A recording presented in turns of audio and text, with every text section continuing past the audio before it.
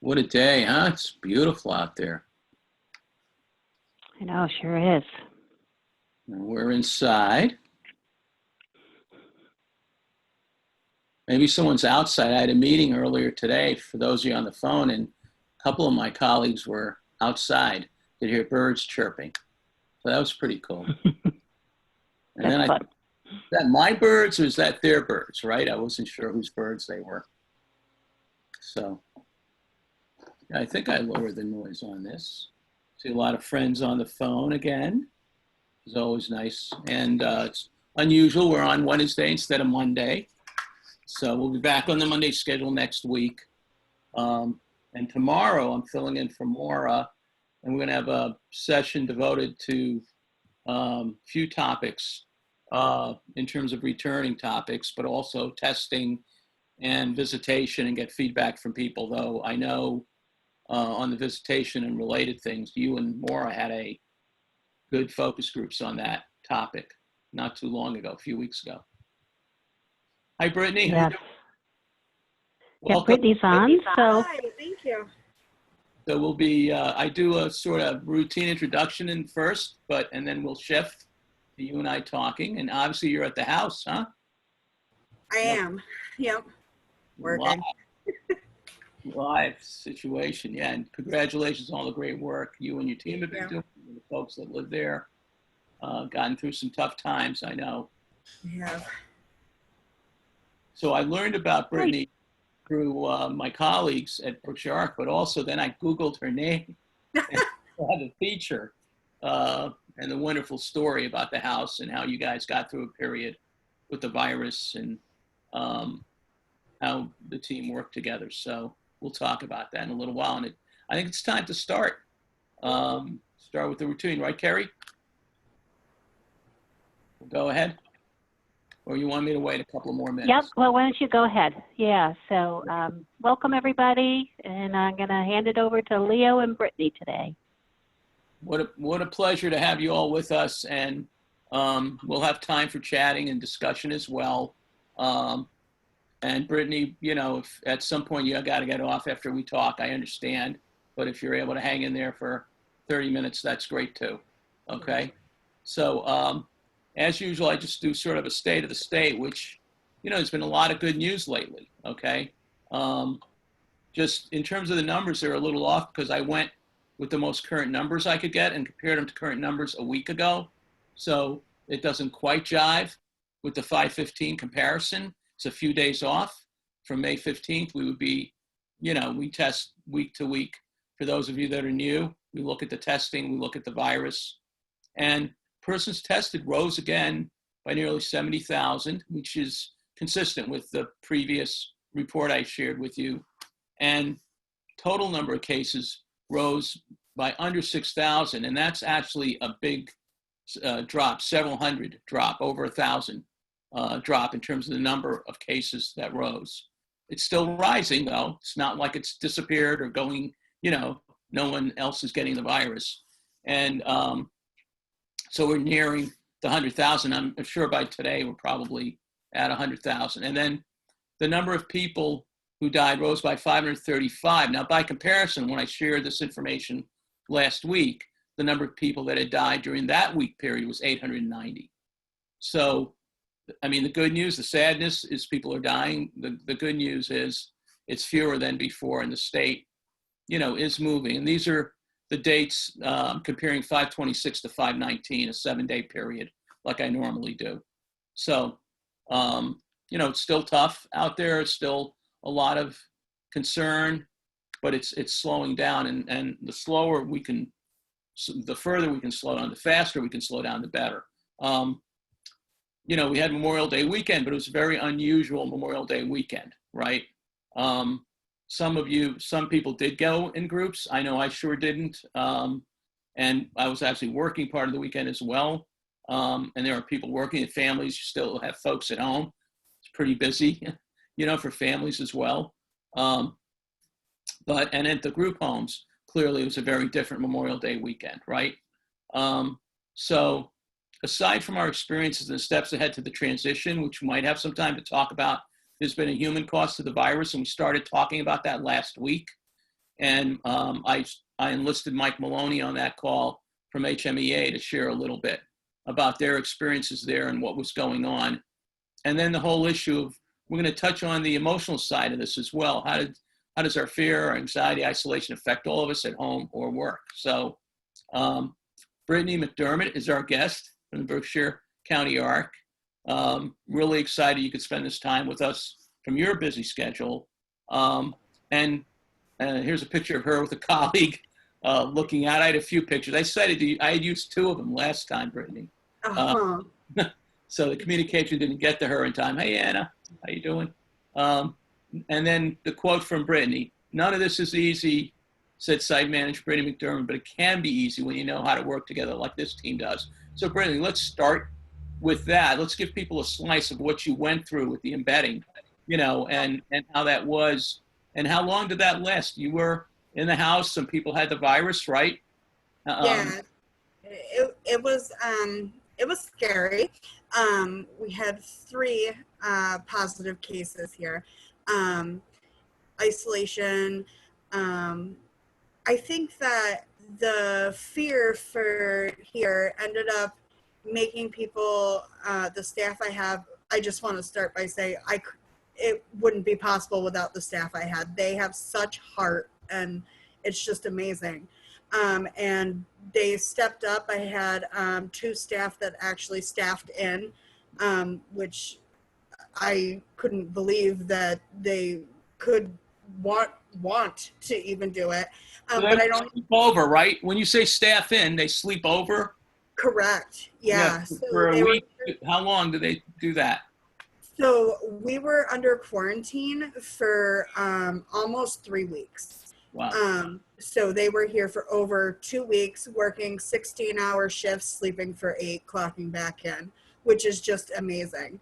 And then we had, an individual who was quarantined, but is a line of sight. So we had to, have post someone right outside her bedroom door so we could maintain that line of sight. So just constant, hey, do you need a break? Switching, rotating every hour.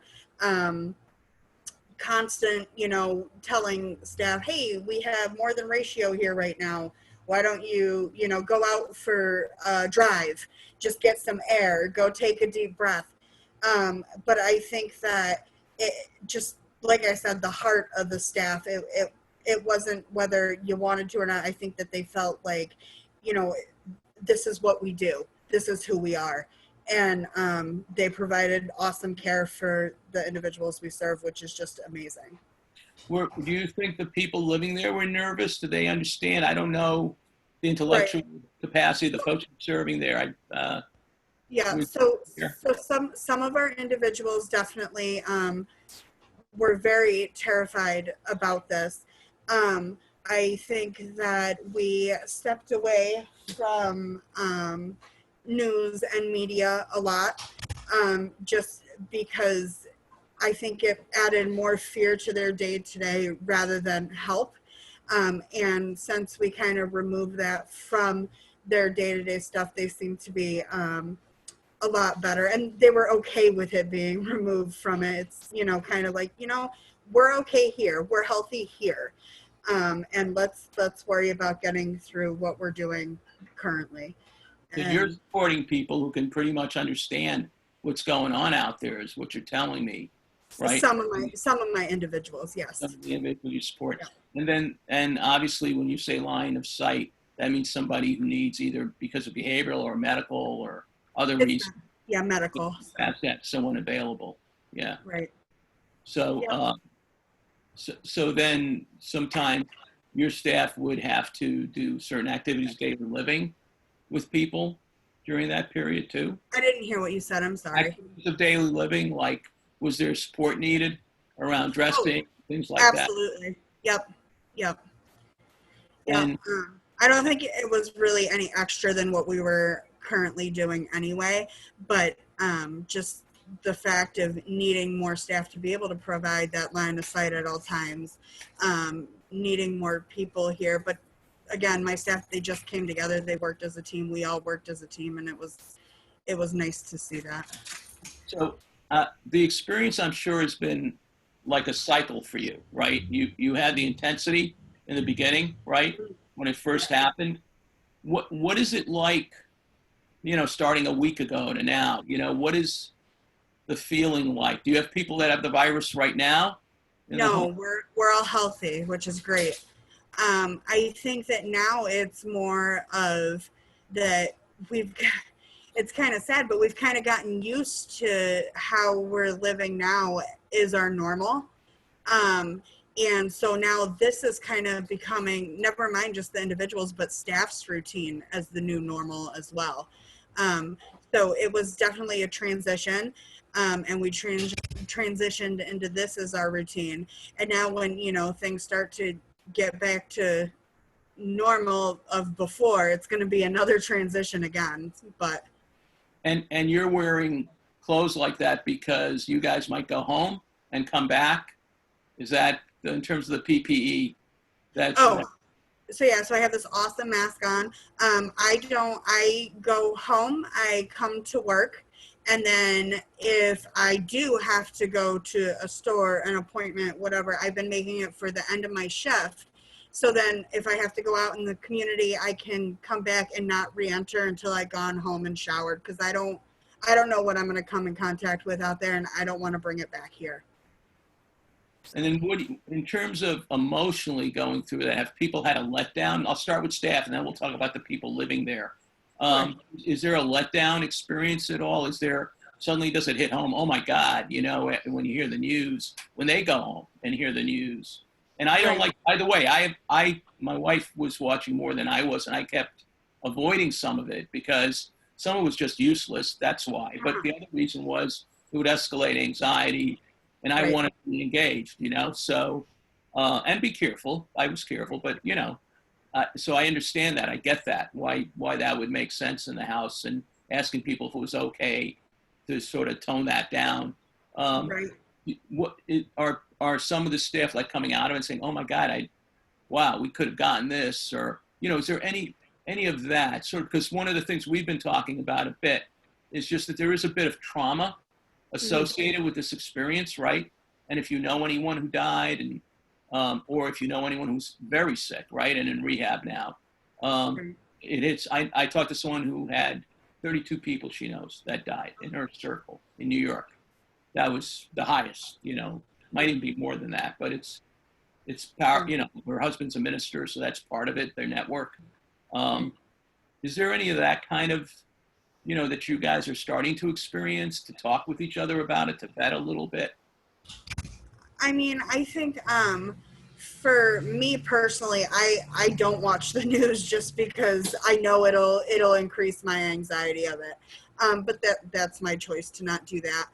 I think that now that we are starting to get back closer to, reopenings and such, I think that it is starting to make some people a little nervous. I've heard, little comments. I can't believe that, we're starting to reopen.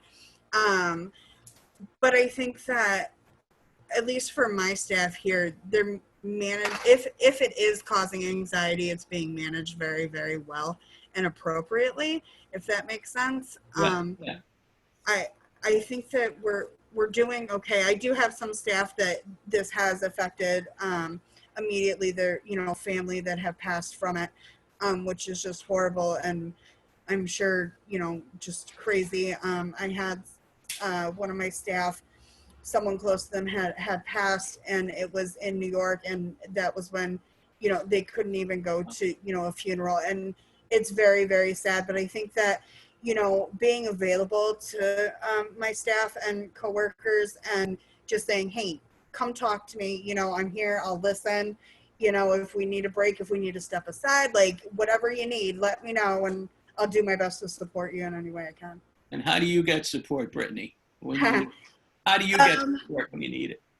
I talk to myself a lot. No, I have a good supervisor that I can talk to. My husband, he's currently not able to work because of this. So I have him for support when I go home at the end of the day, where I can just, scream, cry, whatever it is I need to do, which is awesome that I have that, and Yeah. very thankful for what I do have in my life. So That's great. And how about the people living there? Anything you see, nervousness, or are they chomping at the bit to get out? What are what are the dynamics for them? Kind of, So I have a mix here with my individuals. Some are like, I just want to get back to day program. I want, things to be normal.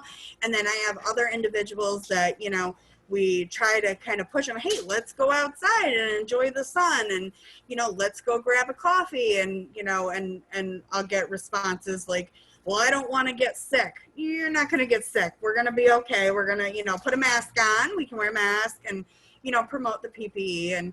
And it's slowly getting back to, like, it's okay to go outside. Like, outside doesn't hurt you. It's, as long as we're protecting ourselves, we're washing hands, we're wearing the PPE, we're doing okay. So But that's a sign, isn't it, of the impact, right, on them, that it's the emotional sort of impact that might take a while, even if they do the activity. Absolutely. I think the hardest part for my individuals that I've been seeing is they're really upset, and it's hard for them that they're not able, to have visits with their family. And that's really sad, but we've got some FaceTime going with families so that they were able to at least see them, and slowly getting back to, it'll be nice when they'll be able to actually have visits again, which will be good. Do you on the visits, do you think, I don't know how many staff you have at a time and how many people, do you have any social distancing visits, or how are you worried that people won't be able to hold back from hugging family? And so I, as far as here right now, we have a no visitor policy. So even, like that's just where we're at right now. Hopefully soon that'll change, and then we'll be able to do maybe some social distance visits, and it'll be really nice. Yeah. Do you have room back there in the yard to keep people separate, or is it something you'll have to figure out? Right. Yeah. We would still have to really figure out the logistics of it. But I mean, if there's a will, there's a way, and it could definitely be done. Cool. Good. Yeah, I think that's so. Just we've been hearing a lot about testing for families and visitation. Do you have any families really like nudging you for a visit tomorrow, or is it everyone's pretty? I do have some family members. They, call at least every other day to check in, and I unfortunately am, hey, she's healthy. Don't worry. There's, which is good that that's the only information I'm giving. But let me know when, we can come visit again. I've had families that have come in and just, not come in, but come to the program and look in through the window, which is so sad to see your family member through glass, but that's what's available at this point in time, and that's all we can offer. So I think that's great. I think it's both sad and good. I think it's what you can do, and you're right. It feels, I get it. You're saying, boy, I feel like sort of stinks because you have that separation, but it is better than not. Right. Absolutely. What do you wish people, are there things about this experience that you've taken, you've learned out of, in addition to the team being a strong team? Are there new ways? Have you learned something about one of the people you serve that you might not have realized before this intense sheltering in? I know you've been doing this for a while, so is there anything like that that has struck you, either with the staff or the team members, or things for the agency that you have new ideas about that have come through this crisis?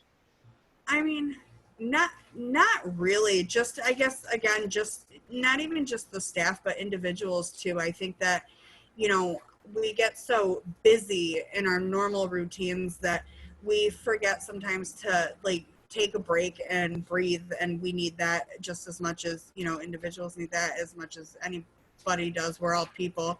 But just the heart that everybody's had through all this is amazing. It really is amazing to me. Great. This is great. I'm going to give people a chance, if they have some questions that make sense, and then I'm going to sort of also have people share some of what they're experiencing, And it sounds like I've sort of covered these questions. It's not just only about staff, but also family members, people with disabilities. What made you feel supported?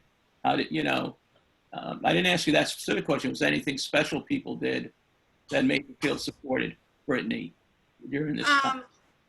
I think, Bark, they had dropped off meals for staff, a few dinners, which was really nice. I think that, and well earned, the staff here really are amazing. I can't say enough. So that was really nice. I had, people from Bark had dropped off cookies for the staff who, were staffing in and things like that. I think that the little things, they added up and they really did mean a lot to us here, and especially to my staff that were, literally stuck here 24 hours a day. So it meant a lot. Yeah, it's really, I've heard of people being somewhere for 2 weeks at a time, and one person 3 weeks. And I thought 3 weeks is really probably pushing it, from a burnout. Yeah. And that's the thing probably in the future you'll see is at some point, if people did feel, get in touch with the burnout or the, working beyond, I think families will experience that had either youth or adults at home, right, 24/7. There is a sense where you go past the staff or family, that boundary, or a person with a disability who's, suddenly going to feel like, I can't believe I went through this for, how many, 2 months, 3 months, maybe 4 months at the end. Terry, are there any questions for Brittiany or yeah, there's a couple of questions in the chat box from Alice. A lot of the group, she remarks that a lot of the group homes have big yards and would love to be able to visit at an appropriate distance.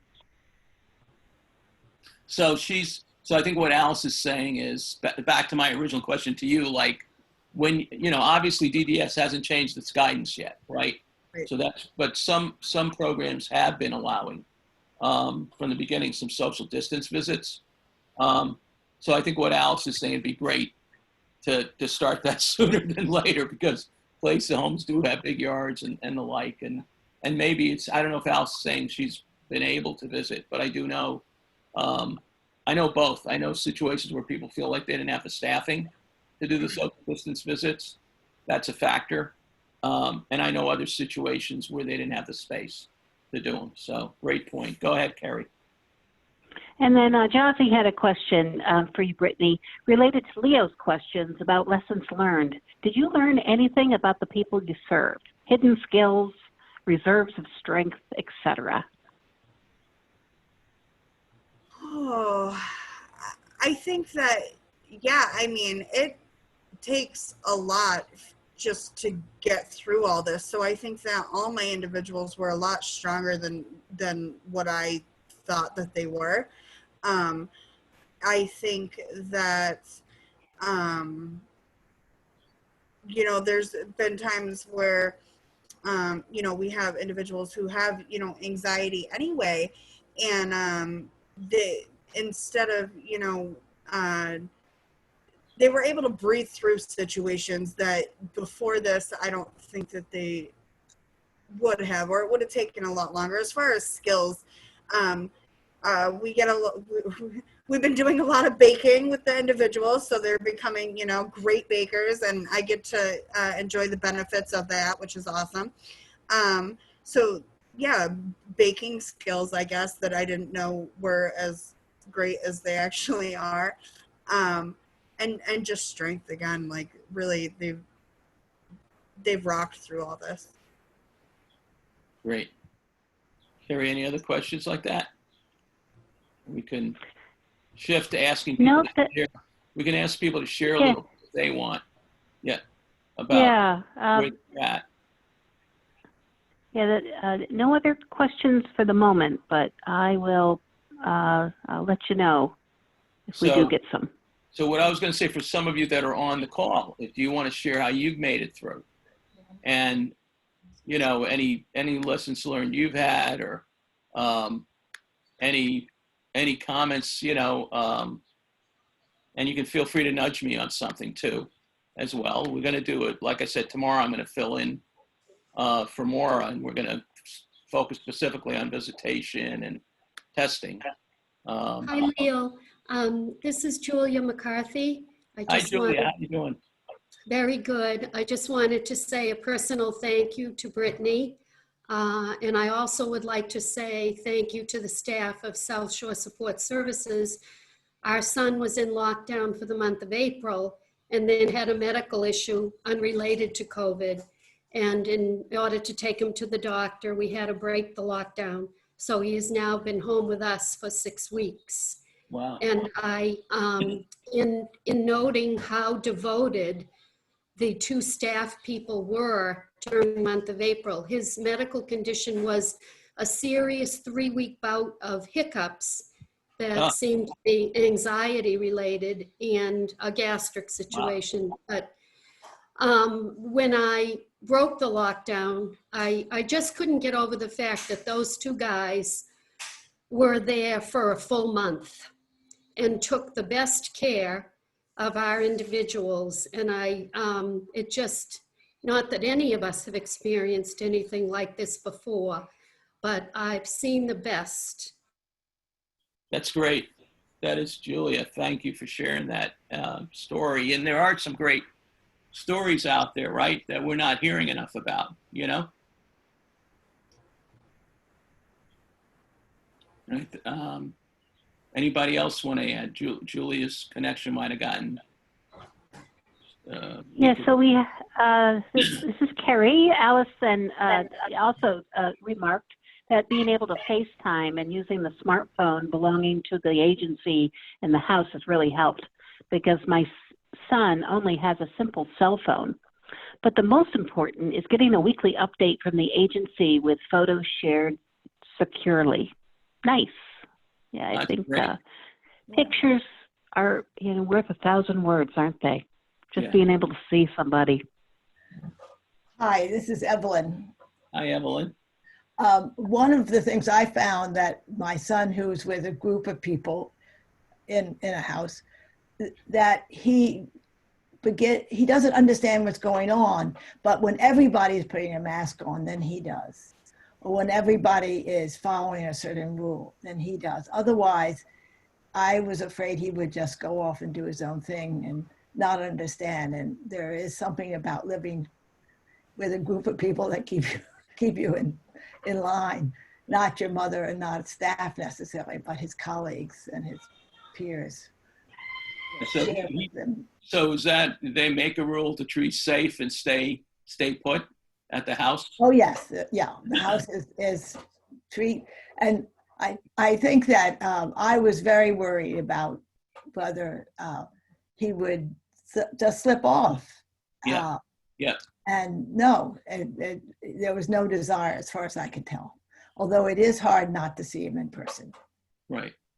Well, I want to amplify, we don't think a lot about the people that are not only pretty independent like Tom is, but also maybe in a house that has staff, but they have the right to leave the house. And there's situations I know of in congregate care settings where people were unable to keep people from leaving. There's a whole human rights / and if they did try to stop them, there could be an altercation or, which is not great either. So it's a catch-22.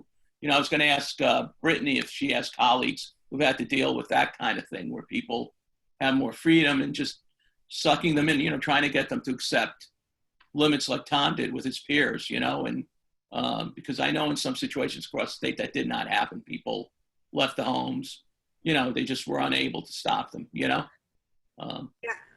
We actually, in this house, we didn't have to deal with that, which is, I'm very thankful for that didn't become an issue here, which is really good.